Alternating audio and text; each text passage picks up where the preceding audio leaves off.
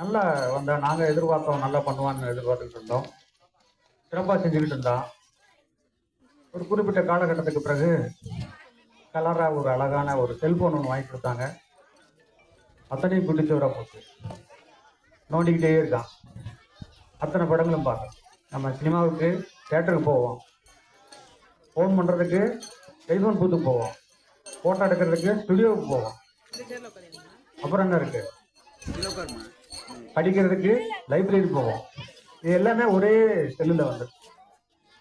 அதனால் அசிங்கங்களும் அதில் வந்திருக்கு. அதனால் பையன் ஒன்றும் தேர முடியல. கடைசி வரைக்கும் தேரல. 320 மார்க் எடுத்திருக்கான். நாங்கள் 600 500க்கு 540 எடுப்பான்னு எதிர்பார்த்தோம். அவ்வளோதான், கதை முடிஞ்சிருச்சு. அதனால் அந்த செல் தாக்கம் அதிகம். நிறைய குழந்தைகளை அதிகமாக எதற்கு பயன்படுத்துமோ அதை மட்டும் பயன்படுத்த குழந்தைகளை அனுமதியுங்கள். அதற்கடுத்து இன்னொரு முக்கியமான விஷயம், நம்ம தலைமுறைக்கு அடுத்து இன்னொன்று வர இருக்கிறது, மிக ஆபத்தானது, ஆர்டிஃபிஷியல் இன்டெலிஜென்ஸ். நம்ம செய்ய முடியாத காரியத்தையும் கூட அது செய்யுது.